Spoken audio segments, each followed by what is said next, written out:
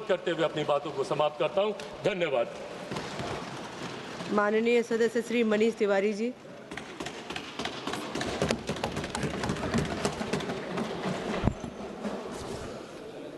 सभापति महोदय,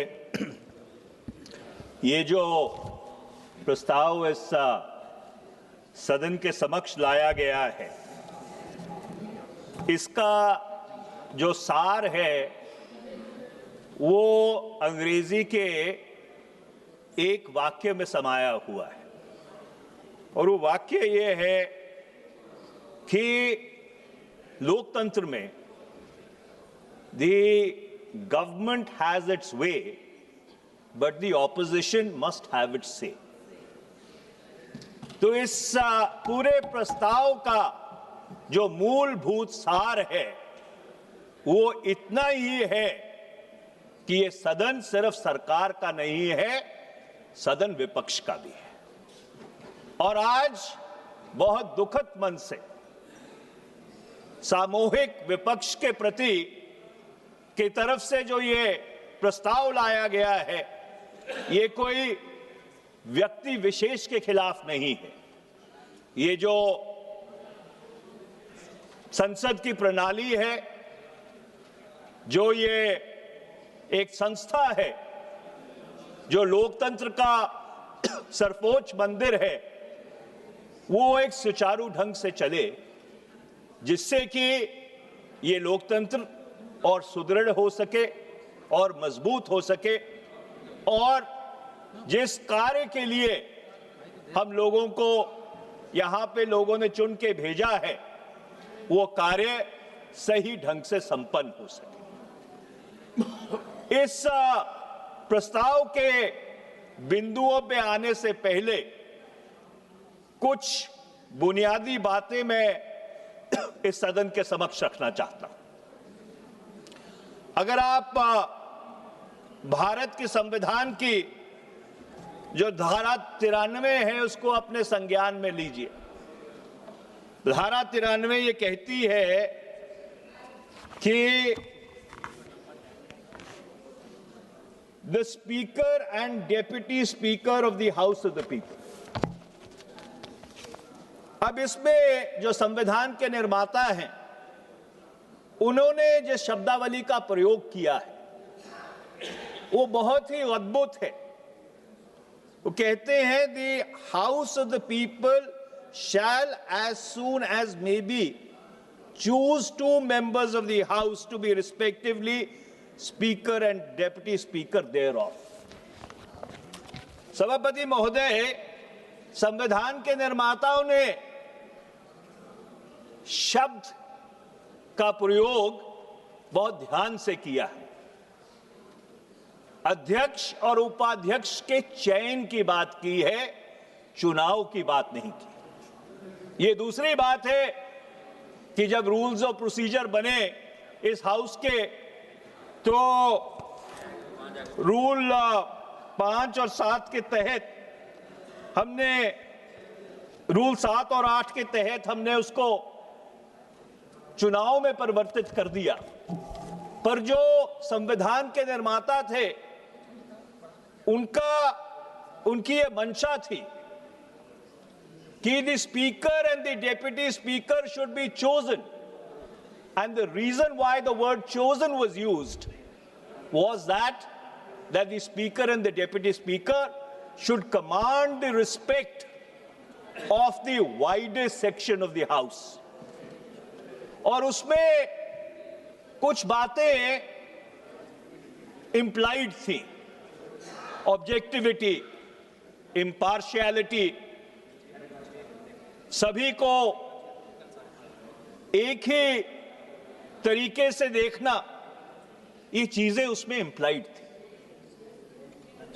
और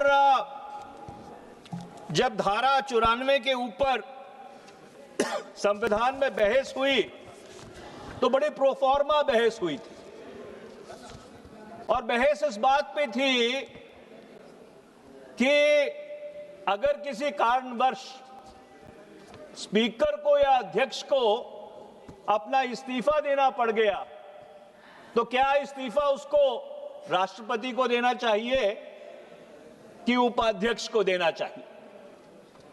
कामत साहब जो संविधान सभा के सदस्य थे, वो एक प्रस्ताव लेके आए थे कि जब अध्यक्ष को इस्तीफा देना है तो उनको राष्ट्रपति को देना चाहिए। उस प्रस्ताव को खारिज कर दिया गया। उस पे बोलते हुए शिब्बिन लाल सक्सेना जी ने यह कहा, जो संविधान सभा के सदस्य थे, we want the speaker and the deputy speaker should be completely independent of the executive, and when therefore it is provided that the speaker should send his resignation to the deputy speaker, it only means that the independence of the speaker of the house over which he presides should be maintained. If he sends it to the president, it means he sends it to the executive. It is a very healthy principle that the speaker and the deputy speaker should be completely independent of the executive. और फिर बाबा साहब भीमराव अंबेडकर जी ने उस प्रस्ताव को खारिज कर दिया। अब ये अजीब विडंबना है, अगर किसी कारणवश अध्यक्ष जी को इस्तीफा देना पड़ जाए तो वो इस्तीफा किसको देंगे? क्योंकि जिस व्यक्ति को, जिस संस्था को उन्होंने इस्तीफा देना है, आपने पिछले 6 वर्ष से तो उसको चिन्हित ही नहीं किया। संविधान में साफ तौर पे यह लिखा गया है कि there shall be, not may be, there shall be a speaker and a deputy speaker. Deputy speaker को एक संवैधानिक दर्जा दिया गया है और पिछले 6 वर्ष से इस सदन में सरकार की तरफ से कोई जवाब नहीं है कि वो डेप्यूटी स्पीकर क्यों नहीं बनाया गया।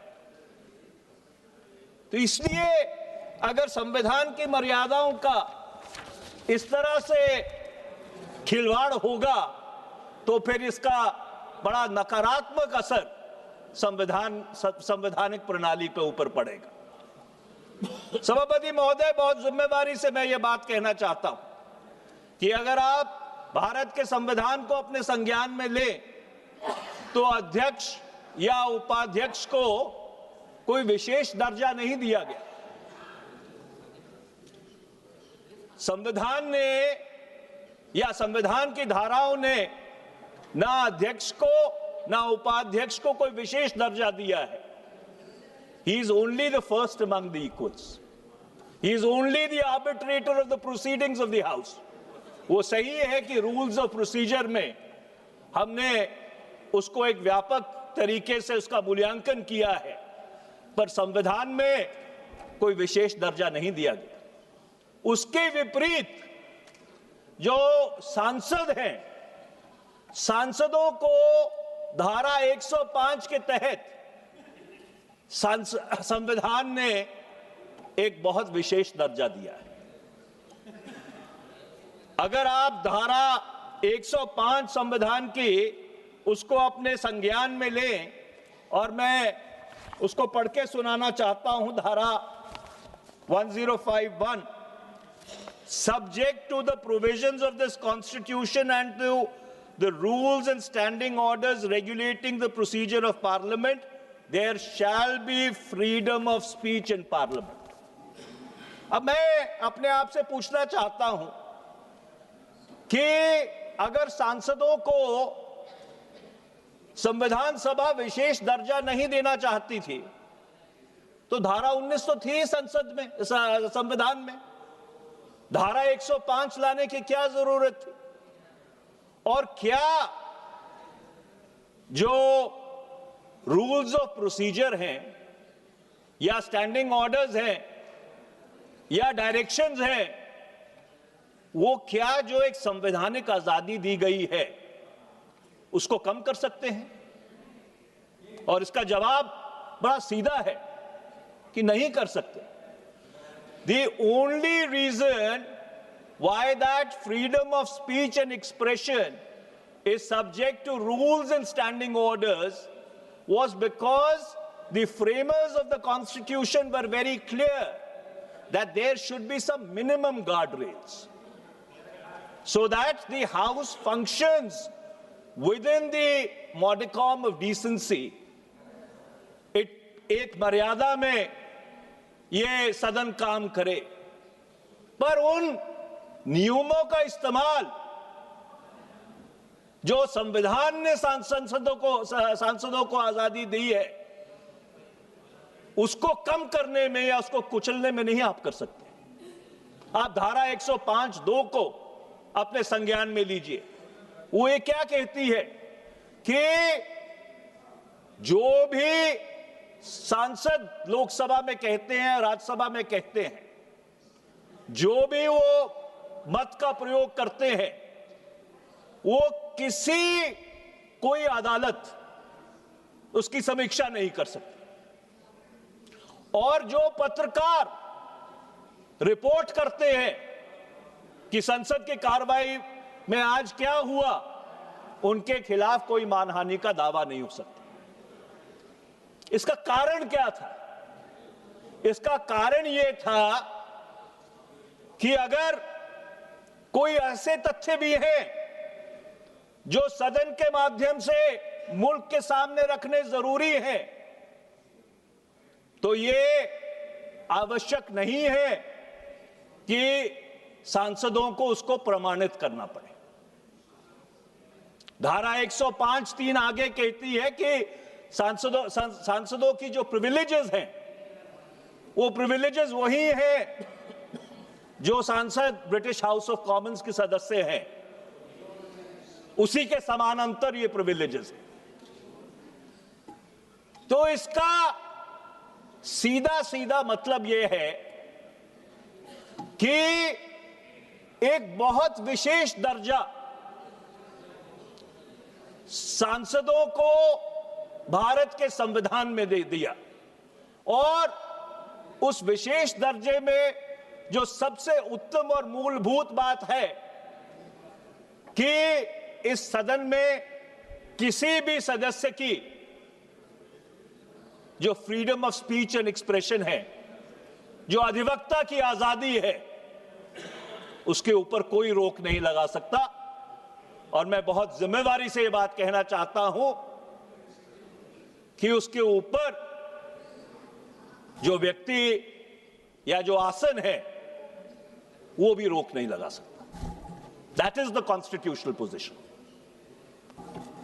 और इस संसद को यहां तक विशेष अधिकार दिया संविधान के निर्माताओं ने कि अगर आप धारा 122 को अपने संज्ञान में ले, धारा 122 ये कहती है कि सदन की किसी कार्रवाई को कोई अदालत अपने संज्ञान में नहीं ले सकती। No procedural irregularity can also be inquired into by any court of law. ये अख्तियार सदन ने, संविधान ने न्यायपालिका को भी नहीं दिया। ये तो एक्सक्यूज मी यार भैया, ये कर्टसी है जो हम न्यायपालिका को एक्सटेंड करते हैं धारा रूल 3521 के तहत कि जो न्यायपालिका में कार्रवाई होती है उसके ऊपर हम यहां बहस नहीं करते, पर संविधान में ऐसा कोई स्टॉपेल नहीं है। संविधान में ऐसी कोई रोक नहीं है कि कल अगर ये सदन चाहे तो जो न्यायपालिका की कार्रवाई होती है उसके ऊपर भी विस्तृत चर्चा कर सकता है। ये मैं संविधान के प्रावधान इसलिए आपके समक्ष रख रहा हूं कि कभी कभी हनुमान को भी अपना बल याद कराने की जरूरत पड़ती है। तो इस संसद को और सांसदों को जो संविधान ने अख्तियार दिए हैं वो उनके जहन में रहने चाहिए। और मैं फिर एक बात कहना चाहता हूं, the biggest liberty which has been given to every member of parliament, in addition to the liberty given under Article 19 of the Constitution of India, is the absolute freedom of speech and expression in this House which cannot be constrained by the rules of procedure and conduct of business. The rules of procedure and conduct of business are to facilitate that freedom of expression and not to constrict it.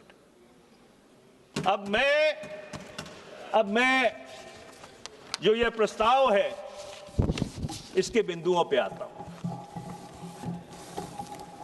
देखिए, जब राष्ट्रपति के अभिभाषण के ऊपर धन्यवाद प्रस्ताव के ऊपर बहस हो रही थी तो नेता प्रतिपक्ष अपनी बात रखने के लिए खड़े हुए।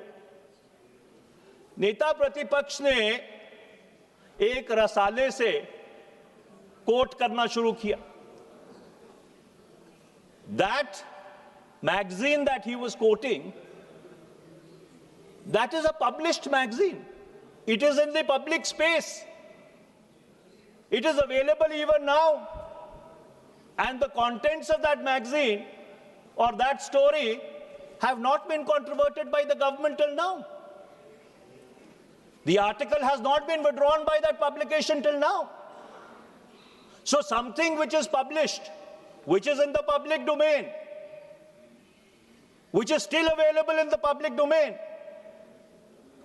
I find it incredible that the leader of opposition is not allowed to read from that magazine. ये किस तरह का लोकतंत्र है? काल्पनिक बात बना ली कि कोई पुस्तक छपी नहीं। नेता प्रतिपक्ष किसी पुस्तक से थोड़ी कोट कर रहे थे, वो तो एक छपे हुए रसाले के जो आर्टिकल था उसके अंश पढ़ के सुनाना चाह रहे थे। उसके ऊपर इतनी आपत्ति कही नहीं Anurag ji, when you have your say, when you get a chance, you can always rebut it. But in my understanding, reading from what is available in the public space or not allowing the leader of opposition to read from what is there in the public space is a constriction on the freedom of speech and expression of the leader of opposition. And I say it with the fullest sense of responsibility. अब मैं नेता विपक्ष के ऊपर आता हूं। देखिए, जो salaries and allowances of LOP act 1977 है, उसने नेता प्रतिपक्ष को एक स्टैट्यूटरी दर्जा दिया और इसका मतलब यह है कि among the opposition the leader of opposition is primus inter pares. He is the first among equals. और मैंने इस सदन की परंपराएं देखी हैं। नेता प्रतिपक्ष जब इशारा भी कर देते थे बैठे बैठे कि वो बोलना चाहते हैं तो उनका माइक ऑन हो जाता था। मैं 15वीं लोकसभा का सदस्य था, स्वर्गीय सुषमा स्वराज जी नेता प्रतिपक्ष थी। अगर वो छोटा सा इशारा भी कर देती थी कि वो बोलना चाहती हैं तो उनकी तरह कोई उनको रोकता नहीं था, आसन उनको इजाजत देता था। यही नहीं, कोई अगर सदन का वरिष्ठ सदस्य, उस समय शरद यादव जी थे, गुरुदास दास गुप्ता थे, लालू जी थे, बाकी वरिष्ठ सदस्य थे, अगर वो बोलना चाहते थे उनको पूरी आजादी दी जाती थी। सरकार की तरफ से अगर कोई मंत्री भी बोल रहा होता था, he used to yield to them. यही नहीं, साथ में बगल में अडवाणी जी बैठते थे, अगर वो बोलना चाहते थे। मुझे याद है कि जब एक काम रोको प्रस्ताव के ऊपर अडवाणी जी ने बहस शुरू की और उसका जवाब मैं दे रहा था, तो जवाब देते देते जब अडवाणी जी खड़े हुए कुछ बोलने के लिए, तो आई yielded. Those were the traditions of this house.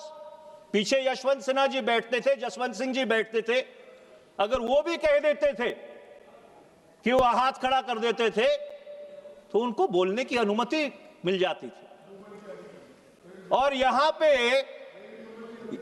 पे धूमल साहब, और यहां पे अगर आप कोई ऐसी बात कह दे जो सरकार के अनुकूल ना हो तो आपका माइक बंद कर दिया जाता है। ये किस तरह की लोकतांत्रिक परंपराएं हम यहां पे डालने की कोशिश कर रहे हैं। मैं अपने महिला सदस्य के ऊपर आता हूं। देखिए, इस सदन में कई बार बहुत तनाव रहा। सत्ता पक्ष और विपक्ष एक दूसरे के सामने रहे, पर कभी ऐसा मौका नहीं आया कि सत्ता पक्ष और विपक्ष में कोई भिड़ंत हो गई। तो ये कहना कि महिला सदस्य एक संयोजित षड्यंत्र की तरफ से प्लान्ड डिसरप्शन करने की कोशिश कर रही हैं, with great respect Mr. Chairperson, sir, in English they say it's completely over the top. It's a stretch.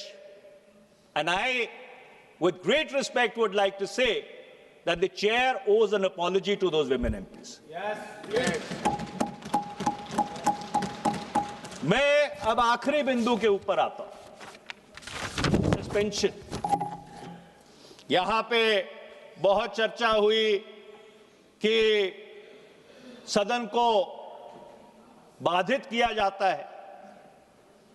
मुझे याद है कि जो 15वीं लोकसभा थी उसमें राज्यसभा में जो नेता प्रतिपक्ष थे स्वर्गीय श्री अरुण जेटली, उन्होंने एक बहुत ही अद्भुत बात कही थी कि disruption is a legitimate parliamentary tactic. This is not my coinage. ये बात श्री अरुण जेटली जी ने कही थी। और मुझे याद है कि नवंबर 2010 का जो शीतकालीन सत्र था सदन का, पूरी तरह से वॉश आउट हो गया। हर रोज विपक्ष की तरफ से हंगामा होता था। एक बेतुकी सी CNDG की रिपोर्ट आई थी जिसको संयुक्त संसदीय समिति ने खारिज किया था। It was a spurious report. पर जो मैं मूल बात करना चाहता हूं, और इन्होंने डाइसेंट लिखा था, सो इसलिए उसे मैं ऐसा है रविशंकर जी, मेजॉरिटी से उस रिपोर्ट को खारिज किया गया था। दैट इज मेजॉरिटी से उस रिपोर्ट को खारिज किया गया था। पर वो सभापति महोदय, बात वो नहीं है। मैं ये बात कह रहा था कि पूरा शीतकालीन सत्र संसद का वाइप आउट कर दिया गया, पर एक सांसद को सस्पेंड नहीं किया गया। Not a single opposition MP was suspended. अगस्त 2012 जो बारिश का सत्र था, मॉनसून सेशन था लोकसभा का, मैं 2-3 मिनट और लूंगा, वो इसी तरह से पूरी तरह से खारिज कर दिया गया। It was not allowed to function for a single day. एक भी सांसद को लंबित नहीं किया गया, सस्पेंड नहीं किया गया। Those were the traditions of this house. ऐसा है, वो कितनी मर्यादा थी मैं भी जानता हूं। मोनीश जी, दो आप you are senior member of the house. Suspend करने का जो निर्णय होता है ये सदन लेता है, कोई सभापति सस्पेंड करने का निर्णय नहीं लेता है। You please go. In fact, Mr. Yes. Chairperson, sir, you are reinforcing my point. The treasury benches never moved a resolution to suspend even a single MP. You've actually reinforced my point. I must thank you for that. आपका बहुत बहुत धन्यवाद। आपका बहुत बहुत धन्यवाद। You've reinforced my point. अब अब मैं और विडंबना ये है, सुनिए यार, प्लीज प्लीज प्लीज प्लीज ऐसा है आप उस समय आप सदन में शेयर नहीं एड्रेस थे, कीजिए। जो उस समय सदन में होता था, मनीष जी, हम लोग please, उसके please जश्न address के to this, गवाह sir. हैं। Please address to this, तो sir. इसलिए मेरे को ये समझाने की कोशिश मत कीजिए Because- कि आपके सांसद मनीष क्या जी, करते मनीष थे और जी, क्या just a नहीं minute, करते please, just a minute. थे। Monish ji, If you just a want to minute, go just a into minute. that, we can go into that in some Monish great ji, please detail. address to this, sir.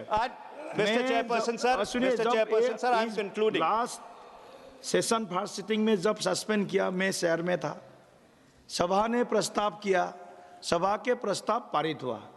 Last के बाद 2010 का मैं नहीं बोल रहा, सभा की तरफ से प्रस्ताव नहीं आता, ये सरकार की तरफ से प्रस्ताव आता है। सभा की तरफ से प्रस्ताव नहीं आता, सरकार की तरफ से प्रस्ताव आता है, इसमें फर्क है। There is a difference between the two. सभा ने इसको पारित किया है, There is a difference सभा between the पारित two. करता है। ओके, यू गो नहीं। Okay, you go through. मैं आपको एक और बात बताना चाहता हूं। 13 कंक्लूड प्लीज। जब 13 दिसंबर 2023 को इस सदन में एक बहुत दुर्भाग्यपूर्ण घटना हुई और